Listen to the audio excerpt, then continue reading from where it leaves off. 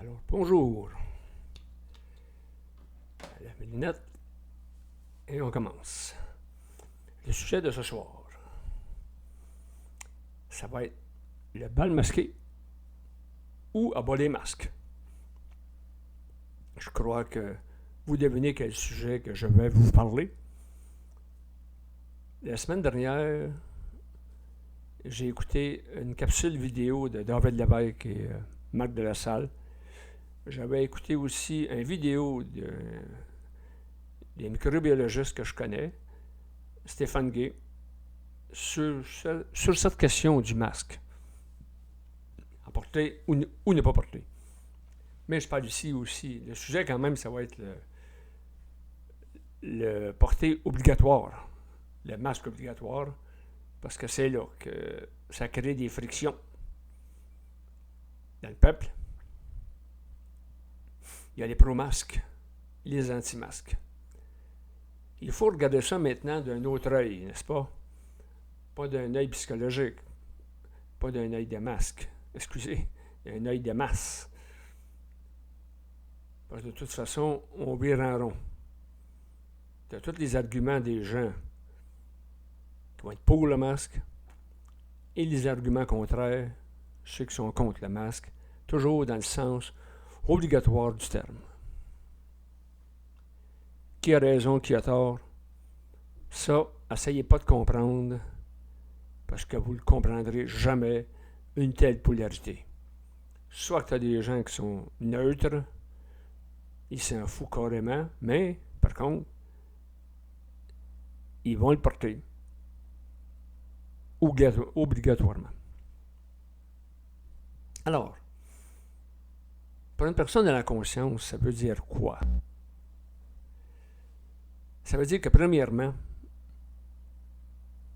il faut suivre les consignes du décret gouvernemental ou département de la santé, parce que tu n'as pas le choix. Si tu restes à la porte dehors, ou tu le fais livrer chez vous, ou tu t'en passes. Même Bernard de Montréal suivait les consignes. Il disait tout le temps d'ailleurs, un homme conscient est libre, mais il suit la loi. S'il se fait arrêter par la police, il va payer son ticket. S'il fait de la haute vitesse ou s'il passe une rouge, etc., c'est la loi. Et si conscience élevée soit-elle, tu ne peux la contourner. Alors, à partir de là, tu le mets. Maintenant, psychiquement, pour moi, psychiquement, c'est nul. C'est vide. Parce que je suis sorti du problème de cette dualité du pour et du contre. Ça m'a chaud au début. J'ai même été un peu en conflit avec certaines personnes. Mais aujourd'hui, comme dirait Bernard, je m'en calisse. Parce que c'est humain. Le problème est humain. Il n'est pas cosmique. Puis il n'est pas comique.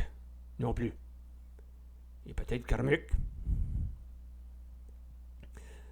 Oui. Un karma planétaire, pourquoi pas. Il y a de la pauvreté dans le monde. Il y a des jeunes qui crèvent de faim. Des gens torturés. Il y a des guerres. Des phénomènes cataclysmiques. Alors des malheurs, nous en vivons chaque jour. Mondialement et globalement. La pandémie, c'en est un. Bien que je n'ai pu le comparer à d'autres qui ont eu lieu avant, comme les 2 guerres mondiales ou la grippe espagnole, pour ne nommer que ceux-là, c'est pas tout à fait pareil. Mais dans notre époque, à nous autres, c'est encombrant. C'est fatigant. C'est désagréable. Je dois avouer aussi qu'économiquement, c'est difficile. Quelqu'un qui vient de partir sa business, là, ou qui a une business plutôt fragile, très endetté, il vient de planter. Et ça, je trouve que c'est pas drôle. Moi-même, j'ai été souvent sur le chômage dans ma vie et c'est plate. Faut que tu repasses chercher un job, puis tout. Puis surtout, si ta petite business allait bien. Mais il faut dire que 3 mois, 4 mois arrêtés, là, c'est dur. Mais ça, bon, ça fait partie de la game. Et c'est pas quand même, comme je vous ai dit, c'est pas quand même apocalyptique dans le sens de destructif. Ça peut faire mal. Il n'y a pas grand mort dans le COVID-19 comparé aux grandes pandémies dans le passé. C'est pas le Hezbollah, c'est pas la peste. C'est équivaut à peu près à la grippe, influenza. Bon. Maintenant, pourquoi que ça arrive? Ça, c'est la grosse question qui se pose psychiquement, psychologiquement. Le monde, bon, il y en a qui peuvent dire, anciennement, il aurait dit que c'est la colère de Dieu. Mais on est loin de là. C'est un phénomène de l'humanité qui a peut-être été causé par une main humaine. Plusieurs avancent que c'est les Chinois. Ça peut être des Américains, pourquoi pas. Ça peut être un pays qui l'a créé pour provoquer d'autres choses. Un effondrement économique, une guerre. Ou encore, qu'est-ce qui est le plus populaire, si ça a été fait par des gens du Nouvel Ordre mondial, Rockefeller, Rothschild, ici, c'est pour nous soumettre à une volonté qui, je dois dire, n'est pas nécessairement bénéfique et soumettre l'humanité sous leur botte. Ça, donc, c'est différentes versions du problème humain. Mais psychiquement parlant, si on parle au niveau des plans, c'est autre chose. C'est complètement autre chose. Je ne suis pas tout à fait d'accord avec Marc Delasalle quand il dit que c'est pas la lumière qui a causé cette problématique. C'est vrai que c'est des forces noires. Mais les forces noires, comme je l'ai tout le temps dit, c'est des agents de la lumière. Bon, sans qu'ils sachent. La lumière, c'est le maximum, là. Tu ne peux pas avoir plus haut que ça, là. J'espère. Les autres, ils sont dans leur condominium cosmique. Ils prennent le télescope cosmique. Puis ils nous regardent. Puis ils regardent comment ça marche. Les forces noires, eux autres, ils font qu'est-ce qu'ils ont fait? Ils font de la merde. Bon, les forces noires, ça fait partie justement des gens qu'on parlait tantôt, le Rockefeller, tout ça, toutes les sociétés financières qui veulent gouverner le monde. Ça fait partie du satanisme. Mais oui, comme bien d'autres choses. Comme les rituels sexuels, les abus, les recherches qu'ils ont faites dans des universités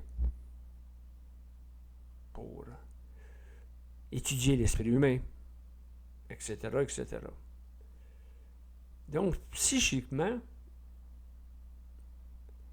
c'est comme pour eux autres, je parle d'eux autres en haut,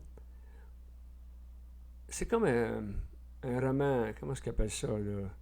Pas un roman savon, mais des petits programmes qui jouent à la télévision, ça dure une demi-heure là, aux États-Unis. Là. Tu sais, c'est un peu ça pour eux autres. Bon, c'est du cinéma.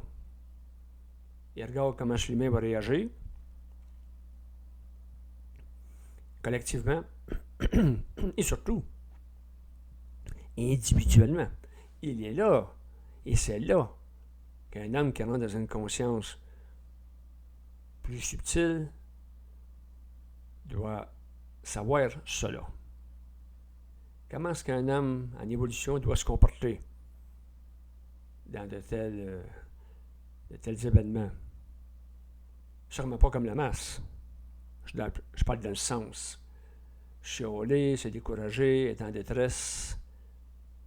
Si tu rentres là-dedans, eh bien, tu repasseras une autre fois. C'est pas que je dénigre ceux qui vivent ça, mais je fais une différence entre les gens qui aspirent, ou tout au moins travaillent, afin d'améliorer leur aspect intérieur. Pour les gens de la masse, soit qu'ils l'acceptent comme un événement incontournable, mais ça ne modifiera pas leur évolution intérieure. Ils sont là, puis ils vont rester là. Tandis que quelqu'un qui est dans un mouvement de conscience, de toute façon, ça fait partie de sa programmation. Lui, comme les autres. Chacun a sa programmation, finalement. C'est pas dur à comprendre, ça. Sa programmation personnelle, son plan de vie. Qu'est-ce qu'il faut comprendre? Beaucoup de gens portent le masque, se disant se protéger ou protéger les autres. Il y a une dame qui m'a dit, pas une dame, oui, une dame qui est affectée, hypothéquée, une santé fragile, genre problème pulmonaire. Et elle disait qu'elle veut se protéger.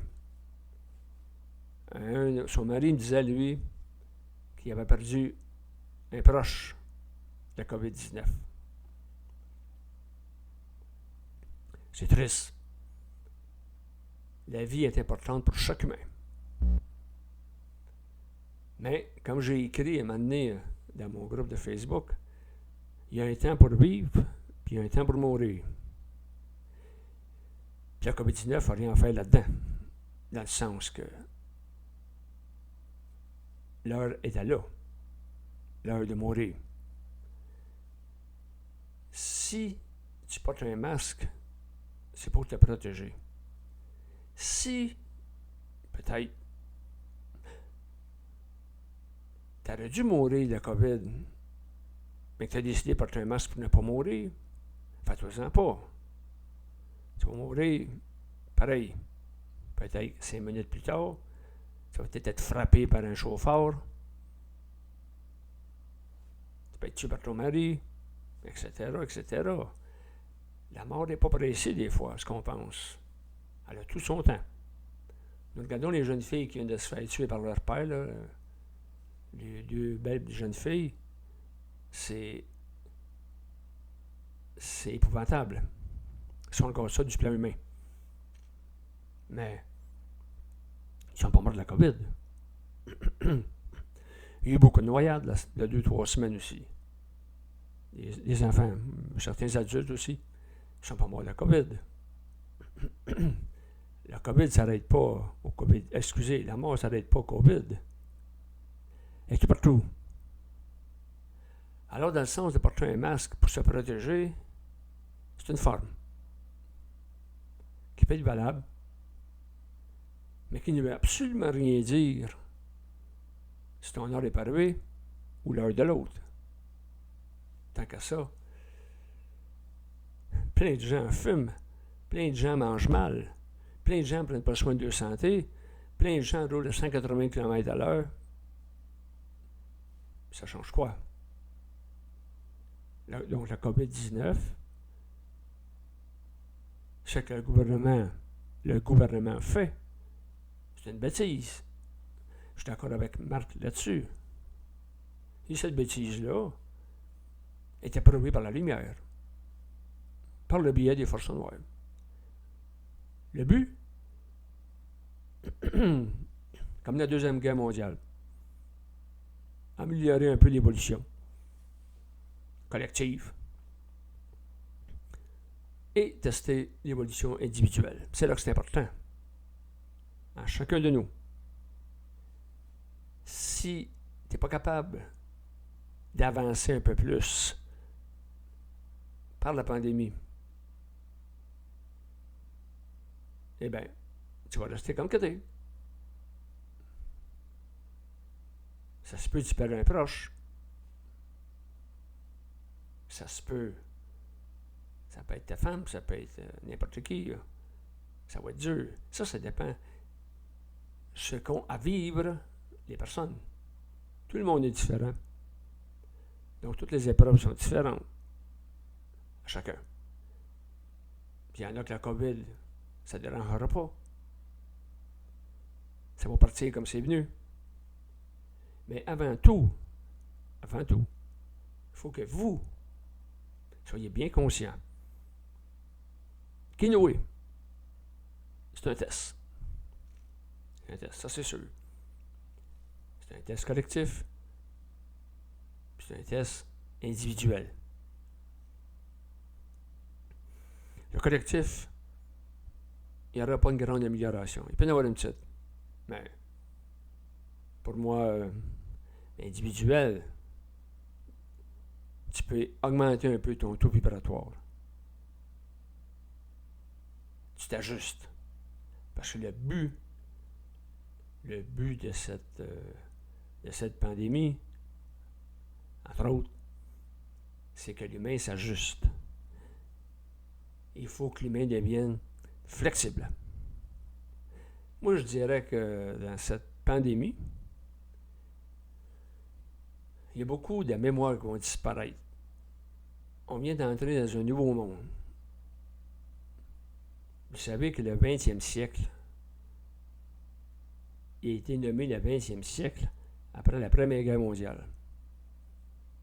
Entre 1900 et 1914, il y a eu, entre autres, la révolution industrielle, qui a quand même chambardé beaucoup de vies. Il y a des gens qui se sont suicidés parce qu'ils n'étaient pas capables de passer de la campagne à la grosse usine. Donc, pour eux, ça n'a pas été bon. Puis je veux faire le rapprochement entre ces deux situations, parce que c'est la même chose, même si l'époque est différente. Les gens qui se sont ajustés pendant la Révolution industrielle, parmi la Première Guerre mondiale, et parmi le crash qui a suivi, en 1929, il y a des gens qui ont tout perdu, il y a des gens qui se sont suicidés, et puis il y a des gens qui ont fait de l'argent.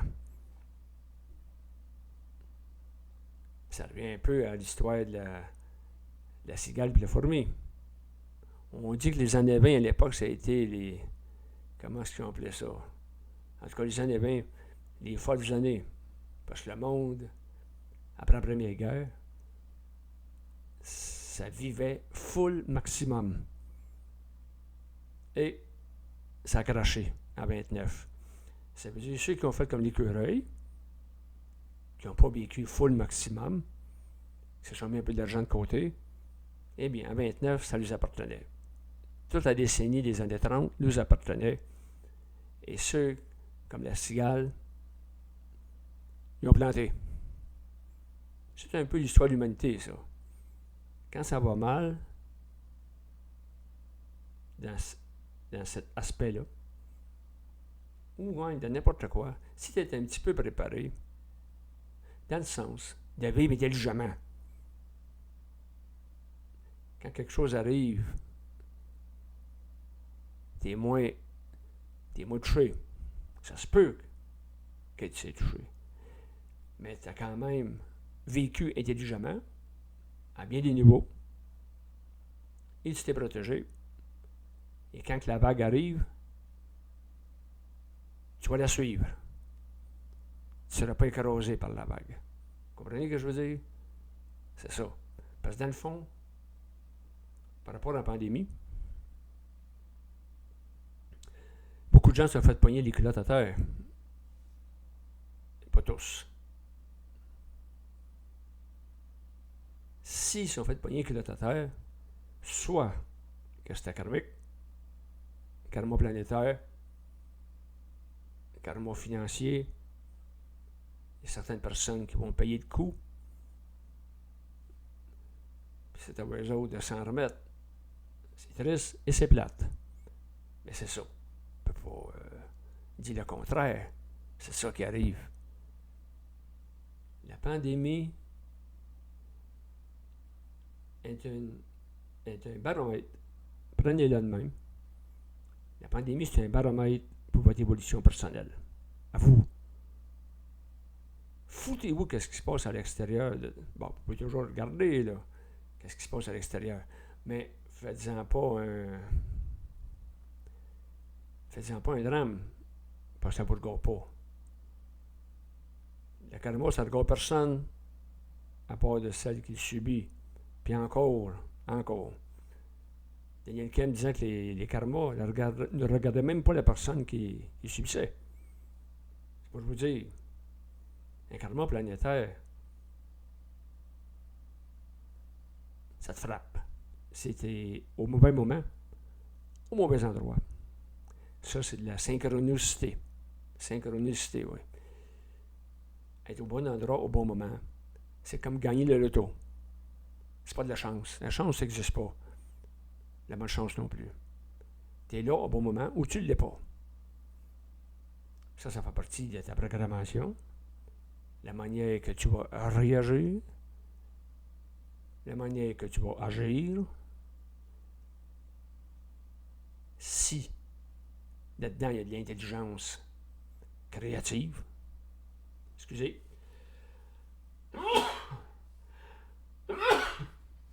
Voyez-vous, je ne peux pas m'empêcher d'éternuer.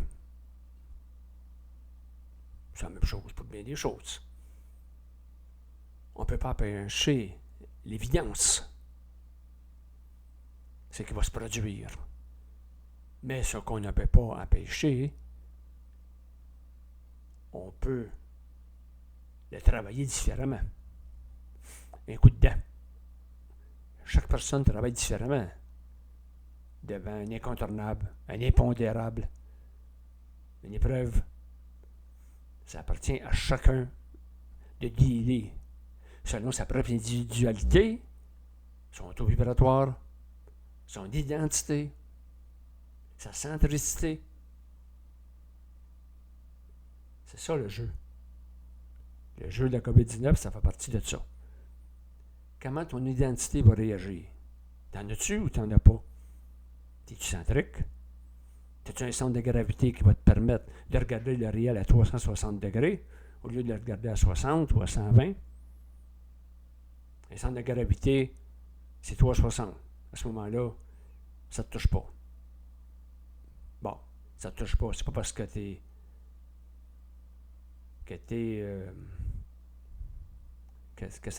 comment je pourrais vous dire ça? Indifférent, psychologiquement.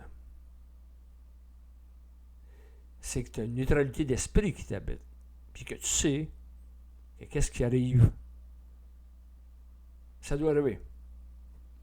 Ça finit là. Donc être contre ou pour le port du masque, c'est une niaiserie sociale. Toi, tu fais ce que tu as à faire. Tu suis directive. Tu n'es pas soumis pour ça, du tout. Tu rentres dans le magasin utilement, comme disait Marc, et tu sors, tu l'autre. Ça finit là. Tu n'as pas le choix. Et maintenant, des fois, il faut respecter les règles sociales, les règles collectives. Mais ça s'arrête là. Moi, je me fous carrément des gens qui le portent ou qui ne le portent pas. Parce que je ne veux pas embarquer dans cette polarité-là. Puis je ne m'engueulerai pas que personne là-dessus. Si c'est le cas, je m'en vais. Ça ne me regarde pas. Tout événement, comme la pandémie et autres, ça ne nous regarde pas individuellement pour le critiquer ou l'accepter. De toute façon, ça ne change rien. C'est le décor qui va changer, le décor psychologique. Il y a des gens qui forcément vont changer, peut-être, ne changeront pas, mais on n'y peut rien. C'est comme la mort des deux petites filles. On peut traiter le gars de tyran, de... je ne sais même pas quel mot donnant ça, là. Mais on n'y peut rien. Là, statut. Là, on ne s'arrête plus après ça de penser que c'est un karma de la mère, des enfants. On va savoir.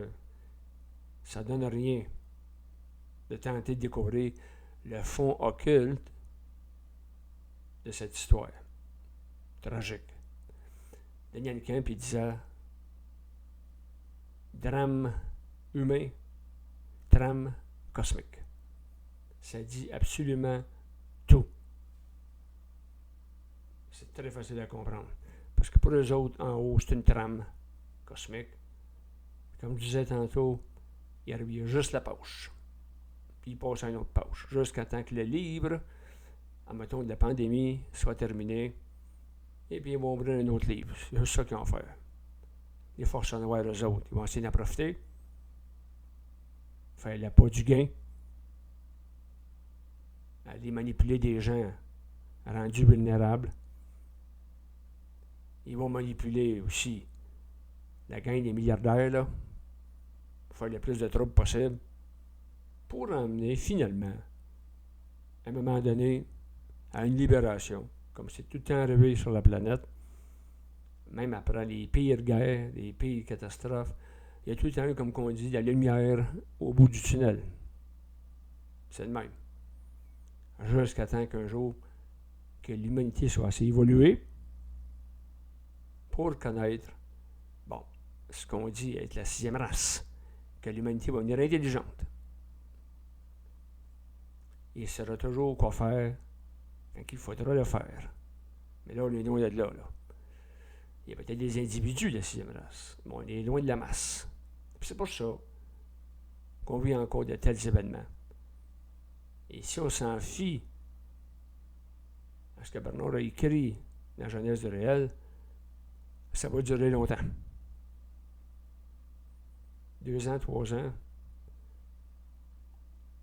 La plupart des scientifiques, des microbiologistes que je connais, ils parlent de 2 à 3 ans. Mais ça, écoutez, c'est pas important. On ne sait pas. Le vaccin, ça c'est une très bonne question. Le vaccin obligatoire. Dans l'émission que j'écoutais de Stéphane Gay, le microbiologiste, il a demandé à la dame qui était invitée, que vas-tu faire si on ouvre la porte chez vous puis on veut te vacciner? Obligatoire. Qu'est-ce que tu veux répondre à ça? C'est comme le masque. Ça va faire partie de ton expérience. C'est ça le jeu, de ton expérience. C'est à toi à dealer avec. Garde ton sang-froid. Mais que tu te fasses vacciner, monte très haut dans ton esprit. Très haut pour voir que le vaccin, en réalité, de ton psychisme, il sera de nature virtuelle. Vous comprenez-vous? Si toi, tu es capable de rentrer dans une autre dimension psychique, je parle, ben, tu vois, physiquement, tu vas être encore là. Le vaccin, tu vas le recevoir. Mais ton psychisme, lui, il a la capacité de changer de dimension. Vous comprenez? Mais il faut être rendu là.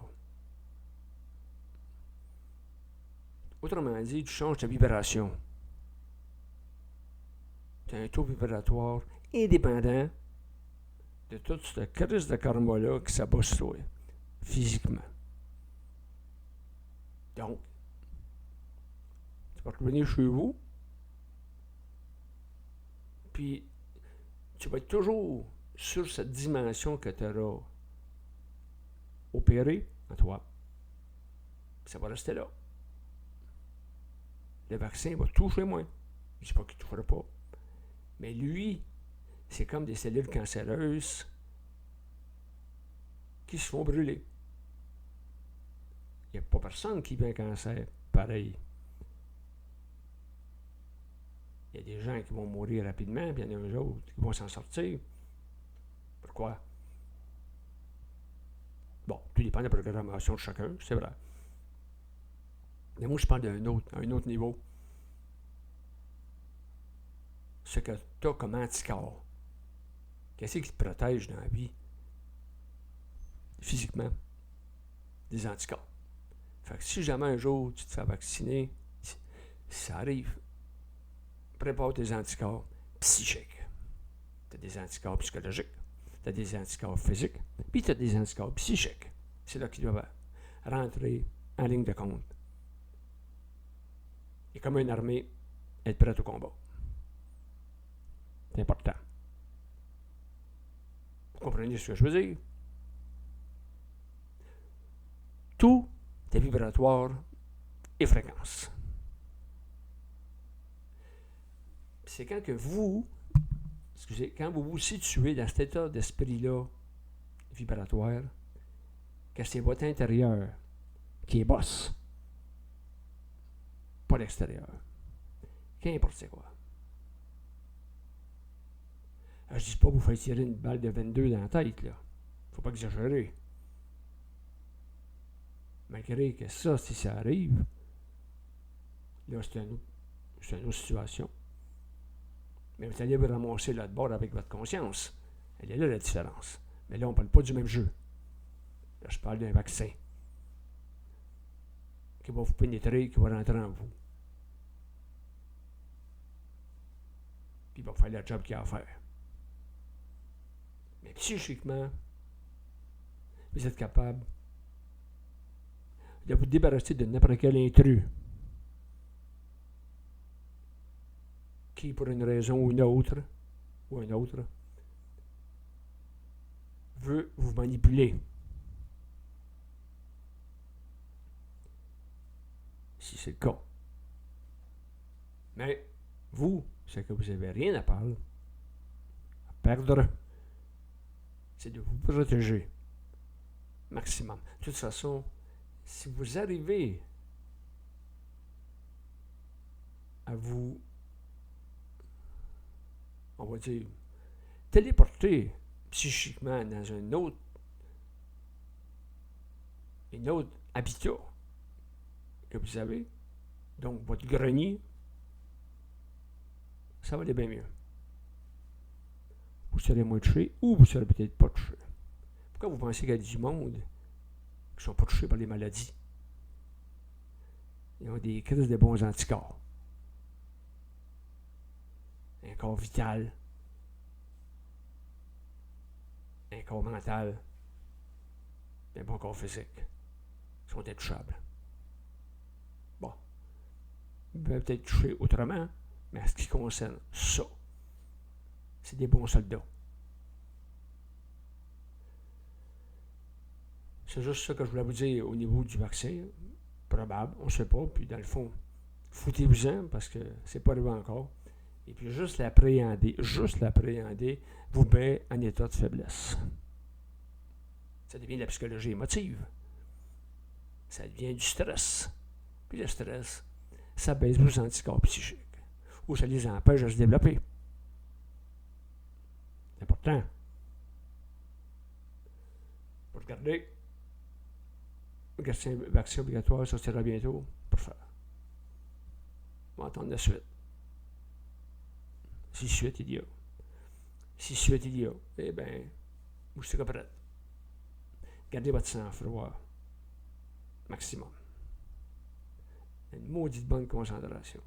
Un état d'esprit solide.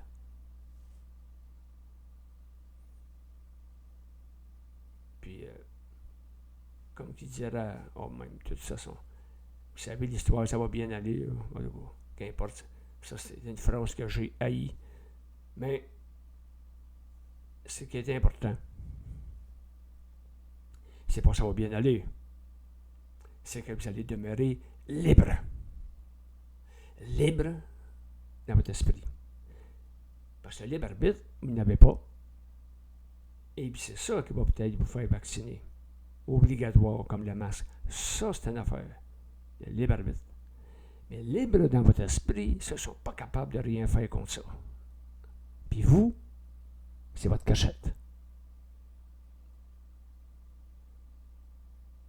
Regardez-vous le soir dans le miroir, là, comme je vous regarde là. Puis rentrez-vous ça dans la tête. Que c'est vous le boss. Votre boss mental. Votre boss mental, qu'importe. Vous êtes l'esprit en vous. Et vous le savez. Vous l'assumez. Et vous le pratiquez.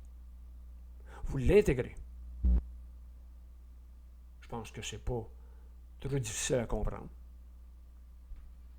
Je ne veux pas partir des grands discours de philosophie expérimentale, mais ça, je pense que c'est assez clair. Je suis sûr qu'il y a plusieurs d'entre vous qui vont comprendre ce que je veux dire. Je vais vous laisser là-dessus. Puis, une autre fois, je ne sais pas quel sujet je vais parler, là. Mais sentez-vous toujours libre. Sentez-vous jamais emprisonné par n'importe quoi. Parce que c'est là que les pensées parasitaires vont aller en vous. Ils vont vous parasiter, vous écœurer et malheureusement vous tenir en laisse. Soyez libre. Je vous dis à une prochaine. Merci beaucoup.